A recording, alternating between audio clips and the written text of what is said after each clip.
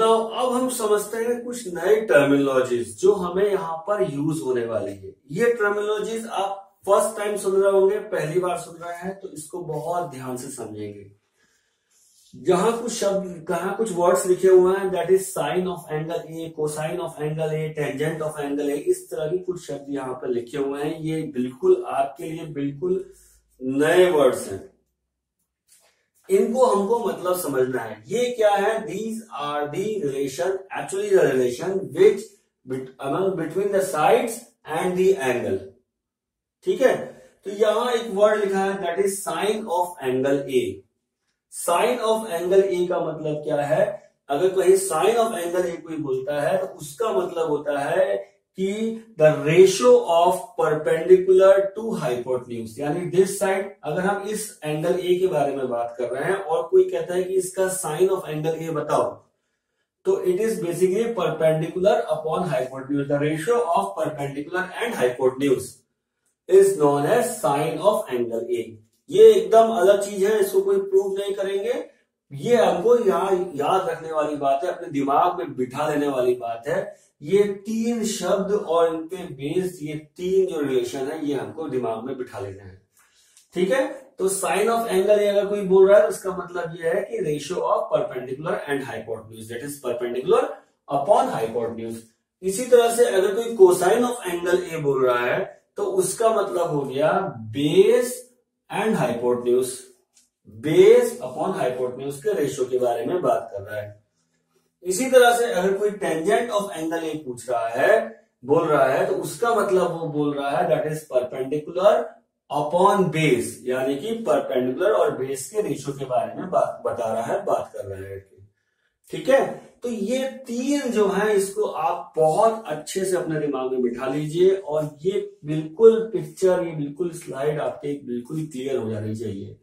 इसको जब तक क्लियर ना हो तब तक आगे नहीं चलना चाहिए। ठीक है, so that is sine of angle A, cosine of angle A and tangent of angle ए के लिए ये रिलेशन हमारे पास आ गए हैं। तो ये तीन नए टर्म्स हमने सीखे। अब हम तीन और नए टर्म्स यहां पर सीखेंगे। Okay, now what are that? That is cosecant of angle A, ये हम सीख रहे हैं। दूसरा हम सीखेंगे सीकेंट ऑफ एंगल ए, और तीसरा हम सीखेंगे cotangent of angle A.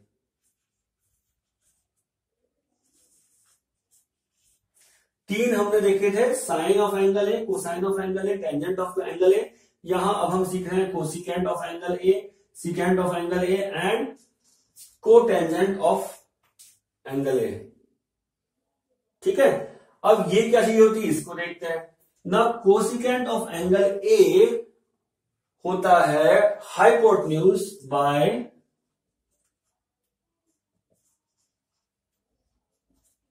Perpendicular. ठीक है, कोसिकेंट ऑफ एंगल ए होता है hypotenuse by perpendicular. Secant of angle ए होता है हाइपोटेन्यूज बाय बेस, और कोटेंजेंट ऑफ एंगल ए होता है base upon perpendicular.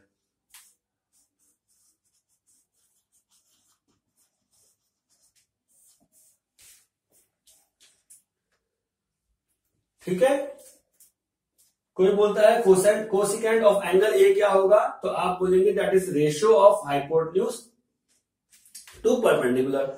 Secant of angle A क्या होगा, that is hypotenuse to base, hypotenuse upon base. And cotangent of angle A क्या होगा, that is base upon perpendicular. ये total 6 जो ratio हैं यही कहलाते हैं ट्रिग्नोमेट्रिक रेशो।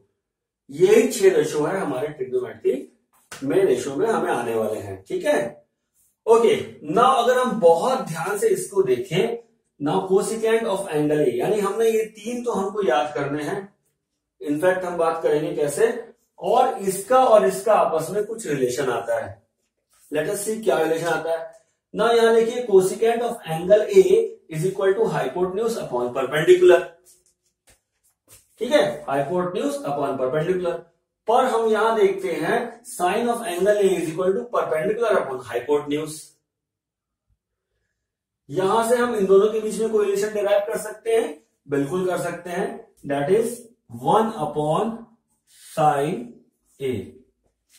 या पहले हम समझ लेते हैं कि इनको हम शॉर्ट में क्या लिखते हैं। तो साइन ऑफ एंगल ए बार बार हमको ऐसे लिखने की जरूरत नहीं, जब भी हम लिखेंगे हम इसको एक शॉर्ट नेम में सभी को हम लोग लिखते हैं। तो इसको कैसे लिखते हैं, लेट अस सी। हम लिखते हैं इसको साइन ए। अगर साइन ए लिखा है इसका ये मतलब है ये पूछ रहा है साइन ऑफ एंगल ए। इसी तरह से यहां ये लिखा है कोसाइन, पूरा लिखने की जरूरत नहीं है हमको, हम इसको लिखते हैं कॉस ए, इसका मतलब होता है कोसाइन ऑफ एंगल ए। इसी तरह से टेंजेंट लिखने की हमको जरूरत नहीं है, that is tan A. Tan A लिख देंगे तो टेंजेंट ऑफ एंगल ए हमको ये समझना है कि टेन ए मतलब टेंजेंट ऑफ एंगल ए होता है। इसी तरह से कोसिकेंट लिखा है तो इसको हम लिखते हैं कोसेक, कोसेक ए। इसी तरह से सीकेंट लिखा है तो हम इसको समझते हैं सेक ए, इसको ऐसे बोल सकते हैं। और कोटेंजेंट लिखा है तो उसको शॉर्ट में लिखते हैं कॉट ए। तो इस तरह से ये शॉर्ट नेम चलेंगे और हम इसी को यूज करेंगे। अब हम यहाँ पे इस तरह से नहीं लिखेंगे, इसके आगे हम इसी टर्मिनोलॉजी को यूज करेंगे। इसको अच्छे से समझ लीजिए, sine A, cos A, tan A, cosec A, sec A और कॉट ए, इस तरह से हम इसको लिखते हैं। ठीक है, नाउ लेट अस सी क्या रिलेशन है यहाँ पे।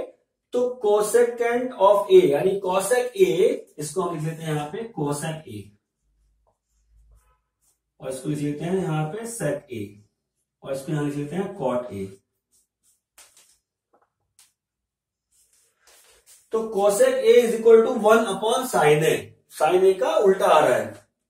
ठीक है, इसी तरह से हम सेक ए को देखेंगे, that is hypotenuse upon base. और यहाँ पे कॉस ए क्या लिखा हुआ है, कॉस ए लिखा हुआ है बेस अपॉन हाइपोटेन्यूज। इसका मतलब जो सेक ए है वो 1 अपॉन कॉस ए है।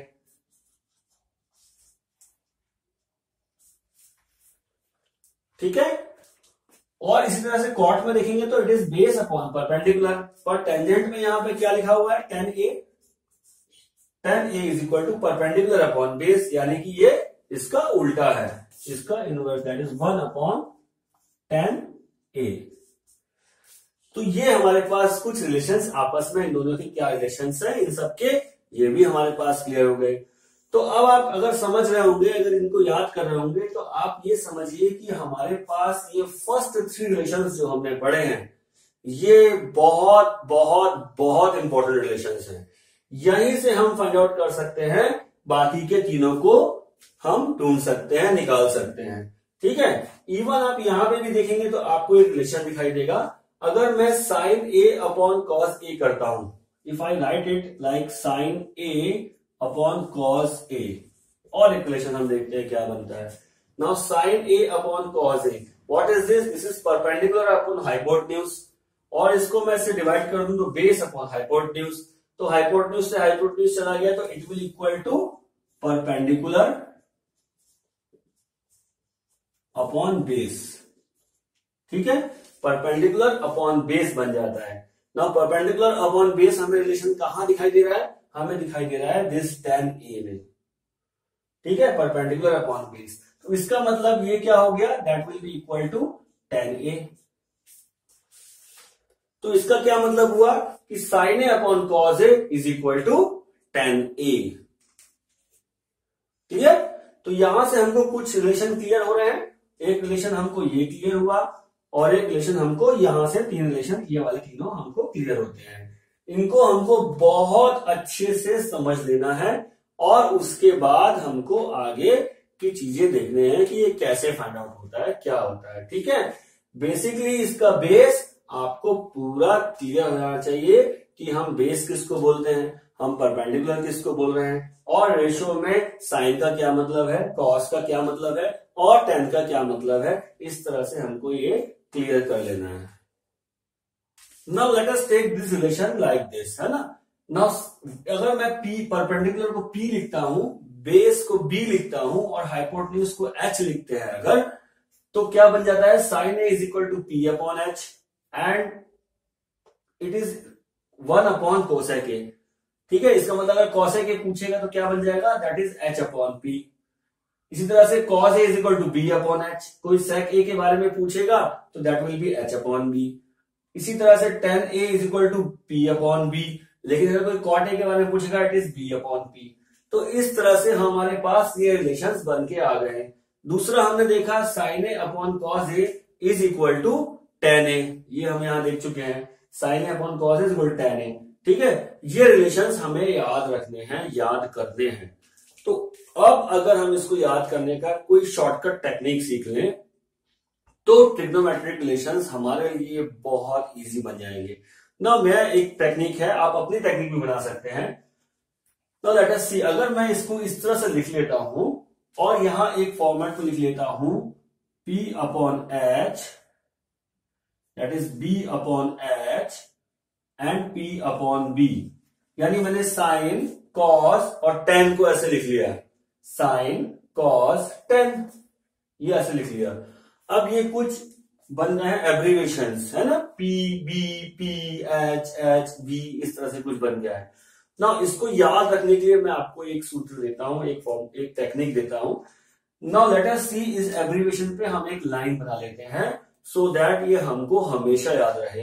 The line is Pandit Badri Prasad हर हर बोले।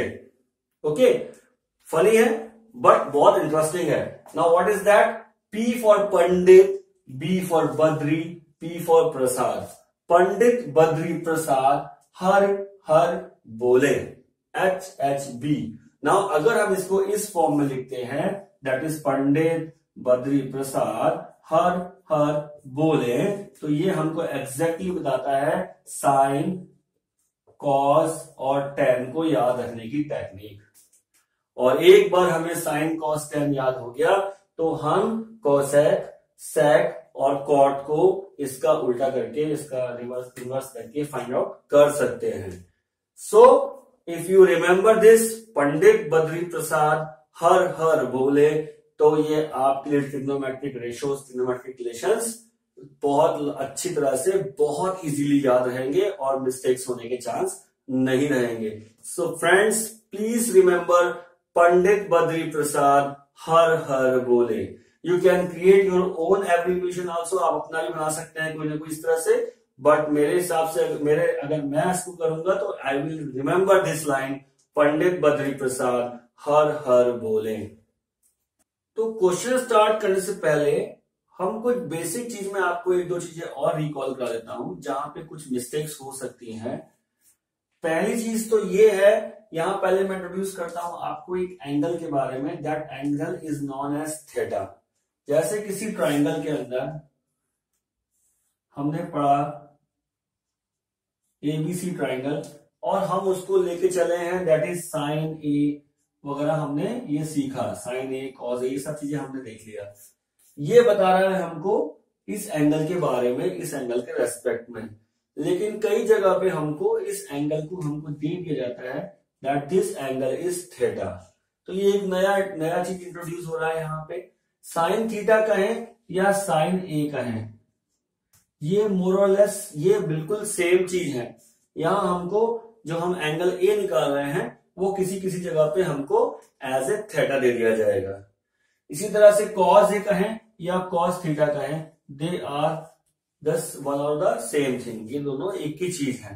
ठीक है, जहां हमको ये दिया होगा, कहीं हमको नहीं दिया होगा, दैट इज तब हम यहाँ ए लेके चलेंगे। एक बात ये हो गई। दूसरी बात ये हो गई कि जब भी हम इसको सॉल्व करेंगे तो हमको कई जगहों पे सिर्फ दो साइड दी होंगी। हम दो साइड या तो फाइंड आउट कर सकते हैं या हमको दो साइड दी हुई हैं, तो थर्ड साइड हमको फाइंड आउट करनी पड़ेगी विद द हेल्प ऑफ, यहां हम फाइंड आउट कर सकते हैं पाइथागोरस थ्योरम के थ्रू। दैट इज, ये हम जानते ही हैं, for a right angle triangle AC square is equal to AB square plus BC square. यहां पर हम थर्ड साइड फाइंड आउट कर सकते हैं अगर हमें कोई सी दो साइड दी हुई है। ठीक है, और एक चीज और यहां है, जैसे कि अगर ये ट्राइंगल दिस है और अगर मैं इसको एक्सटेंड कर दूं और यहां पे एक और पैरेलल लाइन बना दूं, तो दिस थीटा या एंगल ए जो भी है, इट इज फॉर, ये दोनों ट्राइंगल जो है ये सिमिलर ट्राइंगल्स बनेंगे। हमने सिमिलरिटी में पढ़ा ए relationship, this is also 90 degree, this is 90 degree and this angle is common.